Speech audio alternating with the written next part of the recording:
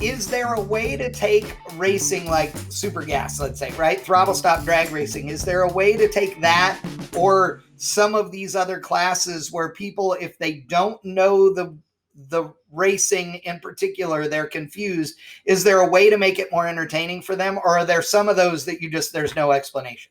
There's no explanation. The worst thing that could have happened to super racing was the electronics. I mean, if you go back and you go on the competitionplus.com or Competition Plus TV YouTube page, you can see action from the 1983 NHRA Gator Nationals where people actually stick shifting super gas cars.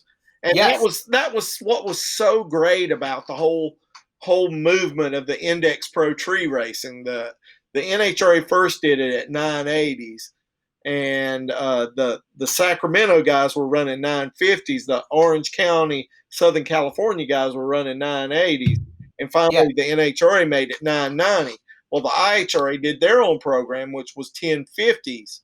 Yes. And then they made it 1090s. But that was the greatest thing. And that, for the sanctioning bodies, it was a stroke of pure genius, if you ask me. Because, and nobody asked me, but I'm telling you anyway. But here's the whole deal. Up until that time, if you ran NHRA, unless you had a stock eliminator car, a super stock car, comp, or modified car, you didn't get the sportsman race or pro comp car. You didn't get the sportsman race. At least over in the IHRA, they had Pro Street, which became Quick Rod, or Street Rod, which became Quick Rod, which became Top Sportsman, which was the Quick 32 class for bracket racing. And what these Index Pro Tree Racing did is it brought the bracket racers from the local tracks and allowed them to race on a national event level. Well, some guys still race to stick shift, some guys race that. And then all of a sudden, instead of guys, speeding their cars up to try to run 990s, you have guys that are running 890s trying to slow down to run 990s with that thing. And I think that's where it lost the spirit of it.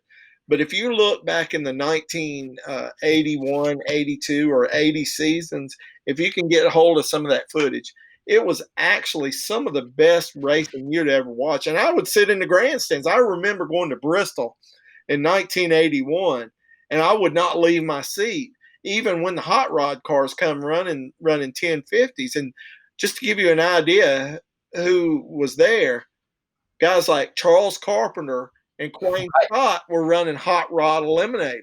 Yep. And so that it was a pretty neat deal, because all of a sudden these guys didn't have to run modified or super stock. They could run this and bring their bracket cars out there. Somewhere along the line, it advanced. You call it, my words are escaping me right now. Evolved. Evolved, yeah. It evolved, but sometimes evolution isn't better. Well, I'm with you on that because, I was born in 72. I was, at Fremont Dragstrip a jillion times by the time I was 10 years old. And we ran stock eliminator. But I knew people that were guys that had been running modified production or competition eliminator who then started running super gas with their cars, because they're like, oh, if I just put a bolt under the pedal, I can make this thing slow it down and run 990, or, oh, well, if I'm not running in this class that only allowed this carburetor and I put the big carburetor on it, I can speed it up 2/10 and run 990, whatever. And so that was fun to watch. The spectators didn't care what the ET was. They just cared that it was close drag racing. But now when you get one that slows down and the things shut off and all that, I mean, Barrett, how many times have you been announcing an event or been at one of these big, at Armageddon or something, where the memorable run is not a fast one at all? It's the one where both guys spun the tires, they're out there pedaling it, and they cross the finish line right next to each other. That's all that people care about, right?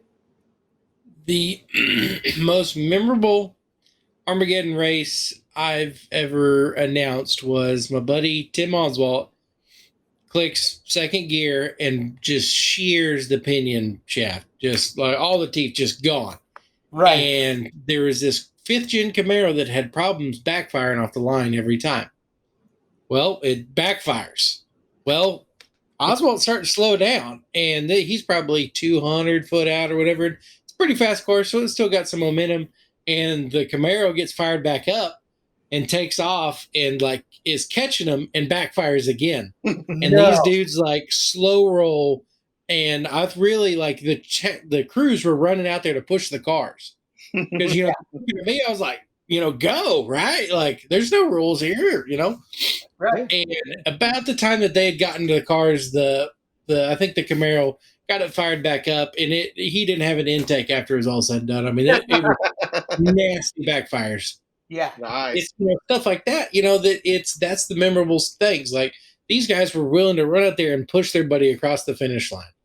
And, you know, and then it's like, oh, but these guys were racing, you know, side by side, 4-second passes. Like, yeah, it's cool, but I mean, these guys are in it to win it right here. See, you know, one of the things is, and we go back to the 70s and 80s, is that when we did have oil downs, because we lived in a different society, you either got a strip show out in the stands, or you got drunks fighting, or Yeah. I'm telling you, I'm working on a story that we're talking about. You know, everybody thinks the Brainerd Zoo is the wildest thing. Man, that romper room or whatever you want to say at Mr. Rogers' neighborhood compared to Bristol and Rockingham. You know, when you talk about the entertainment value, where else can you go but Rockingham to see a one-legged man and a guy get in a fight, you know?